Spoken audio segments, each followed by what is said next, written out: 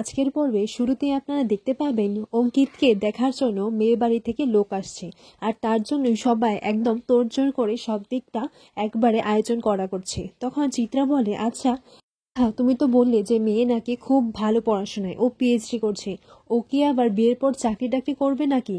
এরপর রেখা বলে, আমি কি করে বলবো, আচ্ছা তোমার যা জিজ্ঞেস করার তুমি ওদেরকেই না হয় জিজ্ঞেস করে নিও।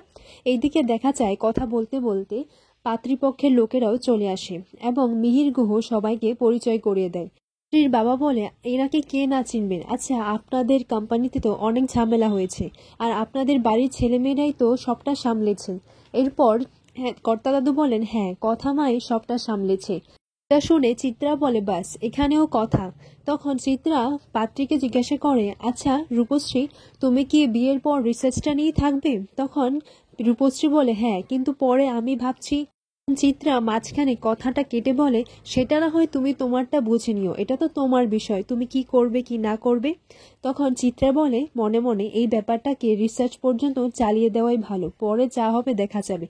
তো এই মেয়েকে কথা থেকেও বেশি সেরা হতে হবে, আর তার জন্য আমি ওকে আগে থেকেই বুঝিয়ে দেব। পরের মুহূর্তে চিত্রা দেখতে পায় তিমির বাড়িতে পৌঁছে যায় এবং তিমিরকে জিজ্ঞাসা করে, আচ্ছা অনিকেত কোথায়? তিমির বলে, ওরা আসছে। এরপর মিহির তিমিরকে পাত্রীপক্ষদের কাছে পরিচয় করিয়ে দেয়। তো তিমির ব্যাপারটা বুঝতে পারে না। তিমিরের মা বলে, আচ্ছা কি হয়েছে, কিছু সমস্যা হয়েছে? তিমির কিছু বলে না। এরপর চিত্রা দেখতে পায় যে কথাও বাড়ি ফিরে এসেছে। কথাকে জিজ্ঞাসা করে, আচ্ছা অনিকেত কোথায়? কথা চুপ করেই দাঁড়িয়ে থাকে। এর পরের মুহূর্তে দেখা যায় যে অঙ্কিত বাড়ি ফিরেছে।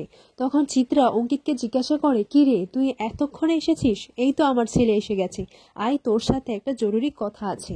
এরপর অঙ্কিত বলে, না মা, আগে তোমার সাথে আমার একটা ইম্পর্টেন্ট কথা আছে। এরপর দেখা যায় যে অঙ্কিতের পাশ থেকে জুনি আসে এবং চিত্রা বলে, এই সমস্ত দেখে কথার দিকে তাকায়। তখন অনিকেতকে জিজ্ঞাসা করে, জুনি এইরকম বেশি কেন? জুনির কি বিয়ে হয়ে গেছে? আর এই কথাটা শুনে সবাই অবাক হয়ে তাকিয়ে থাকে যে এটা কি করেই হলো, হঠাৎ করে জুনির বিয়ে হয়ে গেল। এরপর অঙ্কিতকে বলে, আচ্ছা তুই জুনির পাশে কেন দাঁড়িয়ে আছিস, তুই আমার কাছে আয়, এদিকে আয়। পর অঙ্কিত বলে, মা আমার কথাটা শোনো। তখন সবাই বলে, আচ্ছা জুনির বিয়ে তো হয়েছে, কিন্তু কার সাথে হয়েছে, কবে হয়েছে? তখন চিত্রা বলে, আমি এই সমস্ত কিছু কথা কিচ্ছু শুনতে চাই না, কার সাথে হয়েছে কবে হয়েছে, ভেতরে আয় তো। এরপর অনেকে জুনির কাঁধে হাত রেখে বলে, মা আমি জুনিকে বিয়ে করেছি। এটা শোনার পর চিত্রা অবাক হয়ে যায় এবং সে শকড হয়ে যায়, আর বাড়ির সবাইরাও হতবিম্বত হয়ে যায়। তখন চিত্রা বলে, বিয়ে করেছিস মানেটা কি? তুই এসব কি ফাজলামো করছিস? তুই না সব সময় খালি আমার সাথে মজা করে থাকিস, এ দেখছো তোমার ছেলে কি মজা করছে, তুই আর মজা করিস না, তুই এদিকে আয়, আমার তোর সাথে কথা আছে। এরপর অনিকেত বলে, মা এটা মজা করছি না, একটু বোঝার চেষ্টা করো। বলে, অঙ্কিত এটা তুই কি বলছিস, এটা হতে পারে না, এটা কিছুতেই হতে পারে না, তুই জুনিকে বিয়ে করতে পারিস না। জুনিকে বলে, এই মেয়ে তুমি বলো, তুমি সত্যিটা বলো, ও যেটা বলছে সেটা কি সত্যি? এরপর কথা বলে, মেজমা এটা সত্যি, অঙ্কিত দা জুনিকে বিয়ে করেছে। বলে এদের এরকম কোনো মতি ছিল না, ওরা যা করেছে সবটা পরিস্থিতির চাপে পড়ে। তখন চিত্রা গুহ খুব রেগে যায় এবং রেগে গিয়ে কথাকে বলে, একদম বাস, তুমি চুপ করো। খুব ভালো করে বুঝেছি যে তুমি আর জুনি মিলে আমার ছেলেটাকে ফোর্স করেছো এই বিয়েটা করতে। এরপর অনিকেত বলে, মা তুমি এটা কি বলছো, ও কিছু বলেনি। রা বলে, আমি এই বিয়েটা মানি না, এই বিয়েটা আমি কিছুতেই মানি না, আর এই মেয়েটাকে দরকার হলে আমি এই বাড়ি থেকে ধাক্কা দিয়ে বের করে দেব। মেয়েটা এই বাড়িতে থাকতে পারে না। পর চিত্রা জুনিকে এই বাড়ি থেকে তাড়িয়ে দিতে চাইলেই অনিকেত তার মাকে আটকায়। অনিকেত বলে, মা তুমি ব্যাপারটা বোঝার চেষ্টা করো, আর আমি কচি খোকা নয়, আমি যা করেছি নিজের বুদ্ধিতে করেছি আর নিজের ইচ্ছাই করেছি। চিত্রা বলে, জাস্ট শাট আপ অঙ্কিত, তুমি এইভাবে একটা কাজ করেছো আর তার উপর আমাকে জোর গলায় এইসব বলছো, তোমার লজ্জা করে না? এরকম একটা কাজ করে আবার তুমি আমার সামনে এসে দাঁড়িয়ে আছো।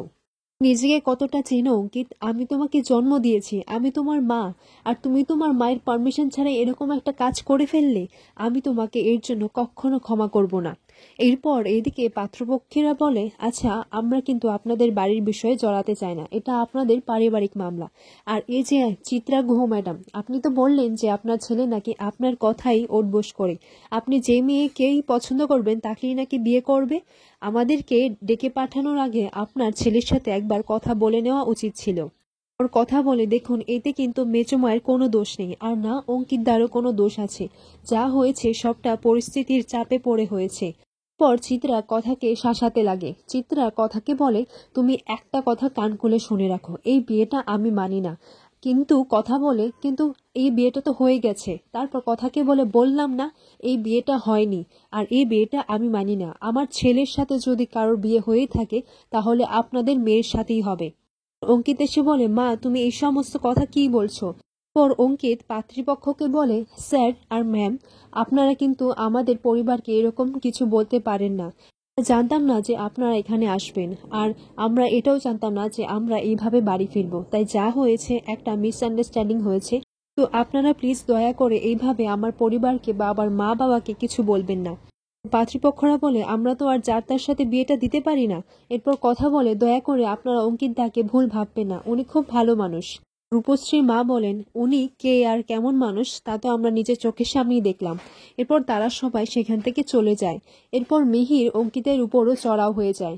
মিহির বলে, আজকে তোমার জন্য আমাকে আর তোমার মাকে কথা শুনতে হয়েছে, তুমি কেন করলে এটা? এরপর অঙ্কিত বলে, বাবা তুমিও কথা শোনাচ্ছ?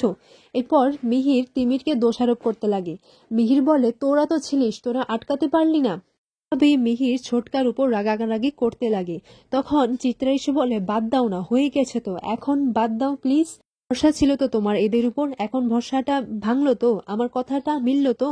এরপর ছোটকা বলে, মেজো বৌদি। তখন চিত্রা ছোটকাকে বলে, প্লিজ তিমির, তুমি অনেক উপকার করেছো আমাদের, দয়া করে আর উপকার করতে হবে না। তখন ছোটকা কিছু বলতে গেলে চিত্রা বলে, আসলে তোমাদের সন্তান নেই তো, তাই তোমরা আমাদের জ্বালাটা বুঝতে পারো না। এরপর ছোটকা বলে, হ্যাঁ আমাদের সন্তান নেই ঠিকই, কিন্তু আমরা কাউকেই কম ভালোবাসি না বৌদি। আমাকে বলেছ, কিন্তু এই কথাটা তুমি নূপুরের সামনে বলো না, ও খুব কষ্ট পাবে। চিত্রা আবারও কথার উপর রাগারাগি করতে থাকে। কথাকে যা নয় তাই বলে যাচ্ছে। কথাকে বলে, সবকিছু হয়েছে এই মেয়েটার জন্য, সবকিছু তোমারই প্ল্যান ছিল, আর তোমার প্ল্যান অনুযায়ী এই সবটা হয়েছে।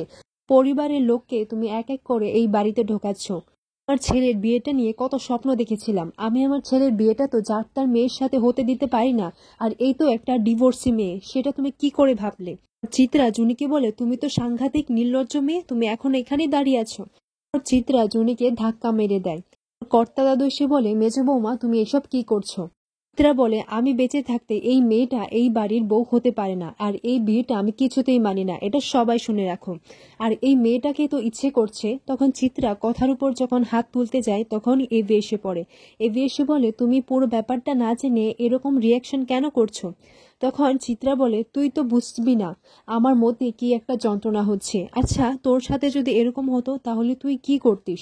আর তুই তো নিজে থেকে চাইতিস কথাকে এই বাড়ি থেকে বের করে দিতে। এরপর কথা বলে, একদমই না, উনি কখনোই চায়নি আমাকে এই বাড়ি থেকে বের করতে। বৌভাতের রাতের দিন উনি নিজে বাড়ি থেকে চলে গিয়েছিল, কিন্তু আমাকে উনি বাড়ি থেকে বের করেননি। হ্যাঁ মানছি আমাদের দুজনের সবকিছুই আলাদা, কিন্তু হ্যাঁ আমি যতবার এই বাড়ি থেকে চলে গিয়েছিলাম ঠিক ততবারই তিনি আমাকে এই বাড়িতে ফিরিয়ে এনেছেন। এই পর্বে দেখা যায় এই মেয়ে যদি এই বাড়িতে ঢোকে তাহলে আমি নিজেকে শেষ করে দেব। আমি বেঁচে থাকতে এই মেয়ে এই বাড়িতে থাকতে পারবে না। এরপর চিত্রা তার শরীরের উপর কেরোসিন ঢালে এবং তখন চিত্রাকে গিয়ে সবাই আটকে ফেলে। এরপর কথা বলে, মেজুমা তোমার যদি মনে হয় যে এটা আমার কারসাজি, এর মধ্যে আমারই দোষ আছে, তাহলে যদি কারো মরতেই হয় তাহলে আমি মরবো। এরপর কথা কেরোসিন ঢেলে তার গায়ে আগুন লাগাতে যায়।